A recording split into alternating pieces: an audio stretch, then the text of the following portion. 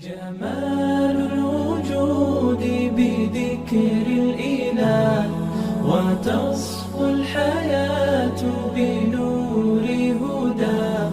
جمال الوجود بذكر الإله. ولی امروز یک چی خواندم میگد که اول آدمی متکبر را مذمت میکنه، یعنی آدمایی که بسیار تکبری دارن صاحب کتاب مذمت میکنه و بعد میگه میدونی که این کبر از کجا پیدا میشود. گفت از سببهای پیدایش دارد. بعد 1 2 3 4 5 گفته رفته است. گفته است میشود که گاه با آدم علمی بلند نداشته باشد با علمش هم تکبری کند، بسیار در اون غرور پیدا میشود که من مثلا اینقدر علمی بلند دارم، از این امکان دارم. دویم گفته از سببهای پیدا شدن کبر این از روی ثروتداری میشود.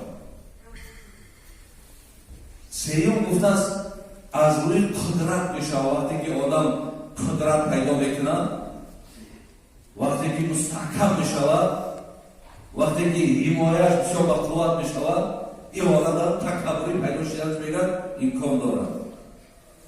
دیگرش گفته از حساب نسب هم میشود. نسب‌هاش هم اگر وقتی که با نسب‌ها مثال نگاه میکند، نسب‌هاش آدم‌های بسیار کلان و دیگر، از این حساب تکبر شدن ممکنه. پنجم گفته است پیدا شدن کبر از حساب عبادت هم میشود. بعضی آدمی هست که عبادت بسیار میکنه و همون عبادت بسیارش هم با تکبری هم میکند. جمال الوجود بذكر الإله وتصفو الحياة